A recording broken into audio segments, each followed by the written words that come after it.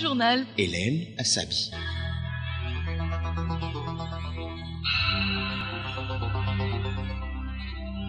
Bonjour à tous et merci d'écouter Radio Lomé à l'heure du grand journal de la mi-journée. Au sommaire, les Togolais sont appelés aux urnes demain pour le compte des législatives. Toutes les mesures sont prises pour que le scrutin se déroule dans le calme et la transparence. De son côté, la HAC a échangé ce matin avec les journalistes. Il s'est agi de leur rappeler les dispositions pour une bonne couverture médiatique du scrutin. Le Togo va bientôt soumettre son 6e rapport national de mise en œuvre de la Convention sur la diversité biologique au secrétariat de la dite Convention. Le document provisoire de ce rapport est soumis à validation depuis ce matin à Lomé. On vote aujourd'hui à Madagascar pour le 2e tour de l'élection présidentielle. Il s'agit de départager les deux finalistes, deux ex-présidents, André Joël et Marc Ravalomanana. À l'ouverture du scrutin, on note peu d'affluence. Et puis, sport football, éliminatoire Coupe d'Afrique des Nations U23 Égypte 2019. Les espoirs togolais ont perdu hier au match aller au Ghana 1-5. Radiolomé.tg.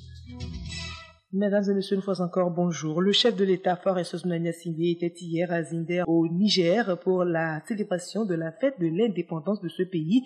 Il a été accueilli à son arrivée par le président du Niger, Mahamadou Issoufou. Le président togolais a saisi l'occasion pour transmettre ses chaleureuses félicitations à son homologue Mahamadou Issoufou et au peuple nigérian. Après un premier tête-à-tête, les deux chefs d'État ont regagné le lieu aménagé pour le grand défilé militaire et civil. Plusieurs personnalités togolaises ont accompagné le chef de l'État dans son déplacement au Niger. Le Togo et le Niger, il faut le rappeler, entretiennent d'excellentes relations économiques mises en exergue par le port autonome de Lomé qui présente d'énormes facilités et de potentialités en matière de transactions portuaires. Et je vous le disais en titre, les membres du gouvernement, le président de la CENI et le commandant de la FOSE 2018 ont rencontré hier à Lomé les observateurs internationaux accrédités dans le cadre des élections législatives du 20 décembre prochain au Togo. Ils ont fait un briefing à leur endroit en vue de les rassurer de la transparence du scrutin et de la sécurité qui l'entoure. Aounamona. Le ministre de la fonction publique, Gilbert Bawara, a expliqué les démarches en vue des législatives consensuelles. Le gouvernement et sa majorité étaient totalement ouverts à la nécessité de faire évoluer les institutions, d'opérer des réformes constitutionnelles, de consacrer le mode de scrutin à 2 tours, de limiter le nombre de mandats présidentiels à 2, de recomposer la Cour constitutionnelle et bien entendu d'examiner tout ce qui peut être fait pour renforcer, consolider le cadre électoral et garantir davantage les conditions d'organisation de scrutin transparents, fiables, crédibles et irréprochables. Mais il y avait une divergence de fond parce que la coalition des 14 partis estimait que ces réformes doivent avoir un effet rétroactif et leur objectif doit viser à consacrer l'impossibilité pour le président de la République actuelle de se porter à nouveau candidat à toute future élection présidentielle. Le gouvernement et sa majorité, s'inscrivant dans le respect des principes juridiques, des principes de l'état de droit qui nous paraissent basiques, estimaient qu'il faut opérer des réformes dans un esprit impersonnel et neutre qui contribue à la consolidation, au renforcement de la démocratie et de l'état de droit au Togo, qu'en revanche, au-delà de la possibilité pour les cours constitutionnels d'examiner la recevabilité, la validité des candidatures, il revient à chaque parti et regroupement de partis politiques de choisir librement ses candidats aux différents scrutins. De son côté, le ministre en charge de l'administration territoriale, Payadoua Bokwesi, a rappelé le cadre électoral en cours. Nous avions une CENI de 13 membres sur 17 requis par la loi. Et la loi du code électoral est très claire en disant la CENI travaille pleinement et délibère en toute légitimité à partir de 9 membres sur les 17. Donc la CENI a commencé son travail donc depuis ce 25 octobre 2017 avant que donc comme mon collègue l'a dit, au cours du processus de dialogue, il a été retenu à un moment donné, il me suggérait à un moment donné que la CENI fasse une pause dans ses activités de préparation des élections. Et ça, c'était en février. Donc la CENI a travaillé en octobre, en novembre, en décembre, en janvier. Et en février, pratiquement vers la fin de février, que la décision de suspendre le processus est intervenue. Donc la CENI, quand même, avait déjà fait un long travail pendant plus de 5 mois avant cette suspension. Après, donc, la reprise des travaux à l'issue du sommet du 31 juillet 2018, la CENI reprit ses travaux et a travaillé jusqu'à ce que nous soyons prêts pour l'élection du 20 décembre prochain. Ça fait plus de 9 mois que le processus électoral togolais a démarré. Le président de la CENI, Kojona Kadanga, a insisté sur les dispositions en vue des législatives transparentes. 2 auditeurs du fichier électoral ont été également dépêchés près de la CENI. Dépêchés juste après la période de recensement du 1er au 27 octobre, et puis avant la progression exceptionnelle. C'est-à-dire que ces auditeurs ont commencé par travailler avec la CENI sur le fichier brut, sur le fichier primaire. En d'autres temps, c'est sur le fichier définitif. Les auditeurs se penchent.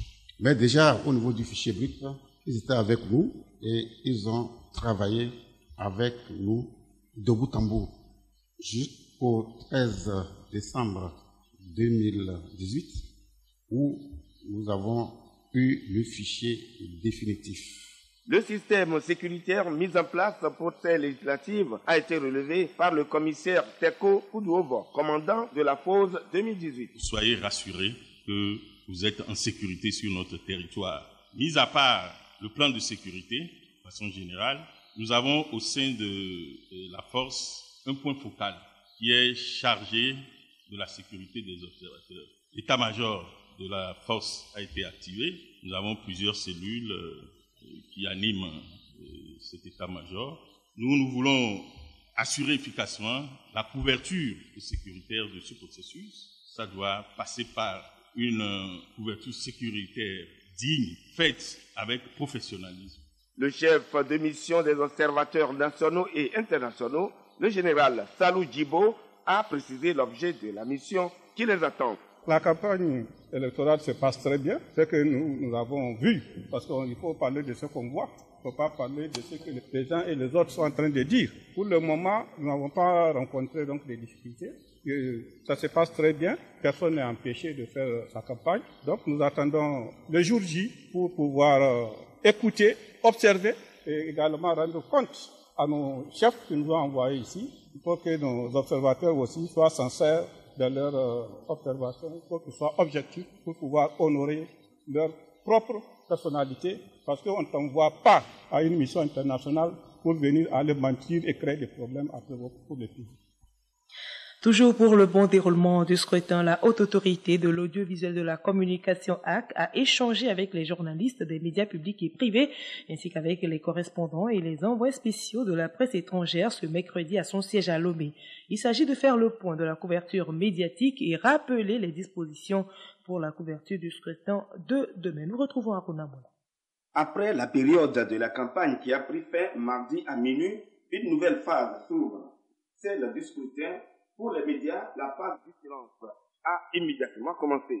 La presse qui, dans son ensemble, a fait un travail professionnel depuis la convocation du corps électoral, doit couvrir les jours de l'élection et ceux d'après, selon les dispositions de la loi.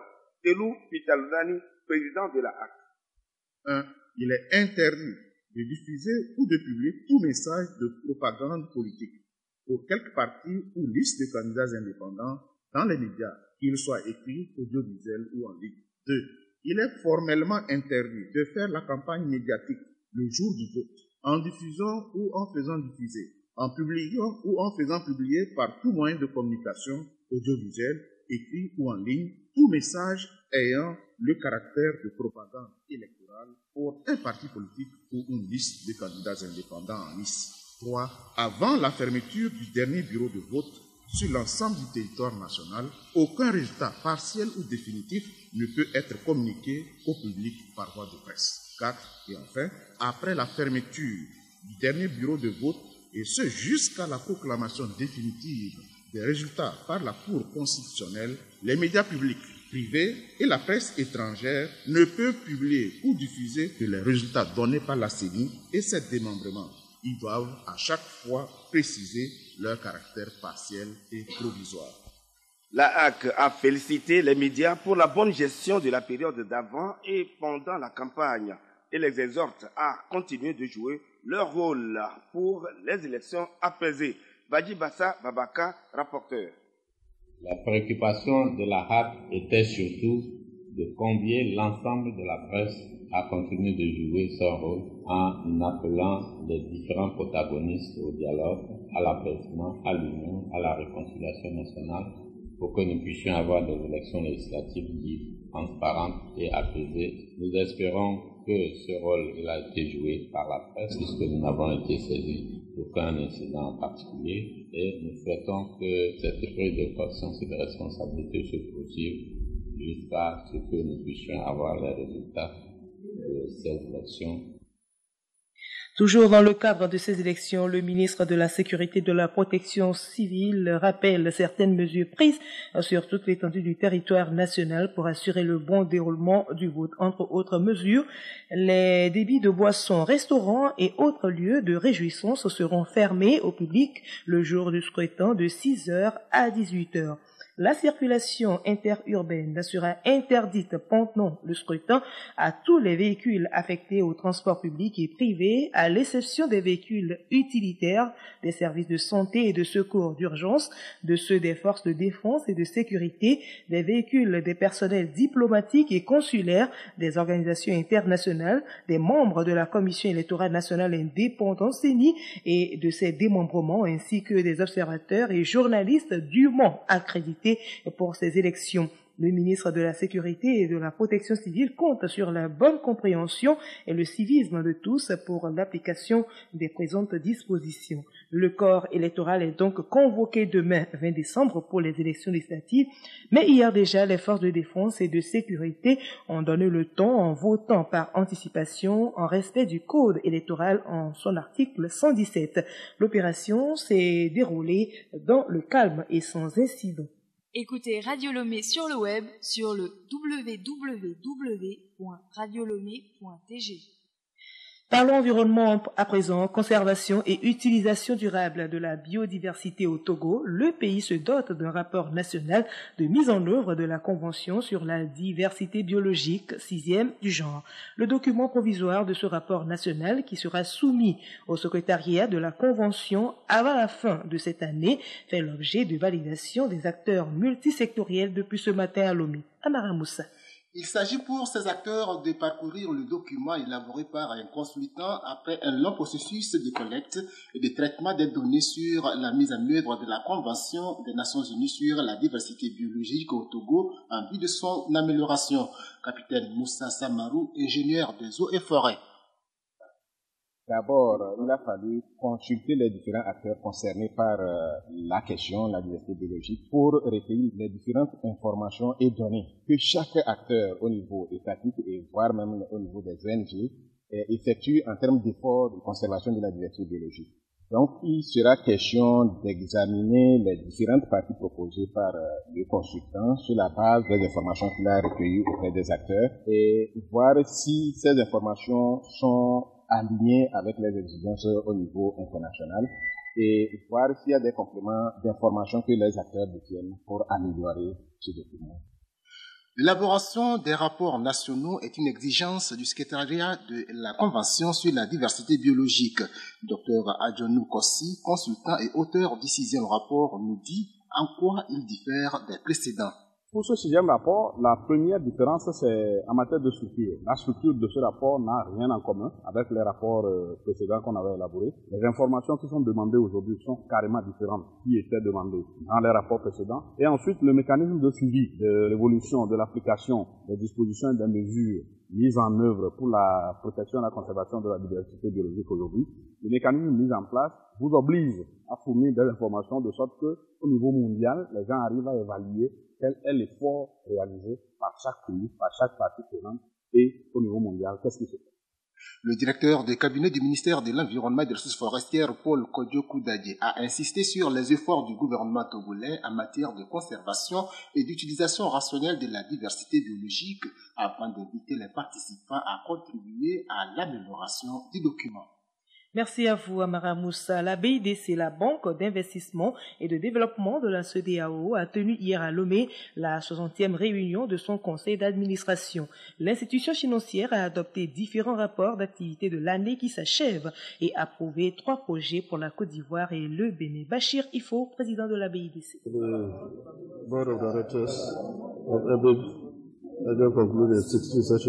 Le conseil d'administration de la BIDC vient juste de terminer sa 60e session budgétaire. Et le conseil a approuvé le programme de travail de la banque et puis le budget de la banque pour titre de l'exercice 2019. De même, le conseil a approuvé 3 projets notamment pour la Côte d'Ivoire et pour le Bénin. Ils ont également approuvé les rapports des comités ad hoc, notamment le comité risque, le comité audit et le comité ressources humaines, qui ont soumis leur rapport aujourd'hui à l'Assemblée plénière, qui les a adoptés. Ces rapports portent sur la gestion et les activités opérationnelles de la banque. Tous ces rapports ont été adoptés, comme je l'ai dit, et également, ils ont adopté les diverses politiques pour l'année 2019.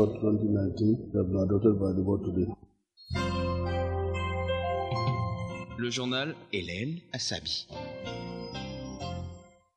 À l'étranger, au Burkina Faso, l'interrogatoire du présumé cerveau du coup d'État manqué de septembre 2015 est arrivé à son terme. Le général Gilbert Diendéré, qui a rejeté toutes les accusations, a réitéré dans ses mots de fin d'audition devant la chambre de jugement du tribunal militaire qu'il continue de regretter les morts, les blessés et les dégâts matériels à la suite du coup d'État, du coup de force. L'ex-chef d'état-major particulier de Blaise Compaoré demande au Burkinabé de tourner cette page sombre de l'histoire du pays.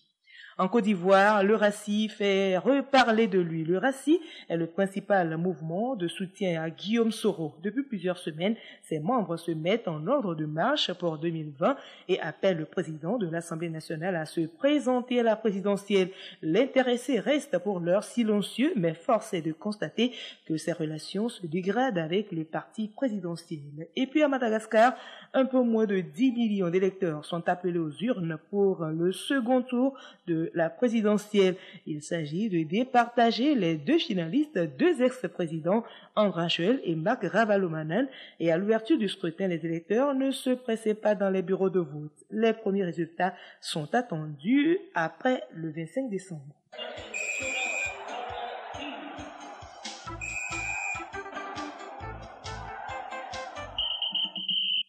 Sport football, éliminatoire Coupe d'Afrique des Nations U23 Égypte 2019. Les espoirs togolais ont perdu hier au match aller au Ghana 1-5. Mileka Boko. Les U23 togolais ont mordu la poussière ce mardi au Ghana devant leur homologue au stadium de Koumassi 5-1. Ce match est dans le cadre des éliminatoires de la Coupe d'Afrique des Nations U23 en Égypte 2019. Le match retour est bien attendu à Lomé. Opposé ce mardi à l'Olympique Safi pour le compte de la 12e journée du championnat national de football de première division du Maroc, le RSD Berkane s'en sort avec une victoire de 3-2. L'international togolais Fodolaba signe son doublé. Il a largement contribué à la victoire de son club et a à son actif 6 buts et une passe décisive. Match en retard au Togo de la 5e journée de 2e division, dimanche 23 décembre à 15h, juste à Sokoré, entre Tak et Odalo. Fin de ce journal, mais avant de nous quitter, retenez pour l'essentiel que les Togolais sont appelés aux urnes demain 20 décembre pour le compte des législatives. Toutes les mesures sont prises pour que le scrutin se déroule dans le calme et la transparence.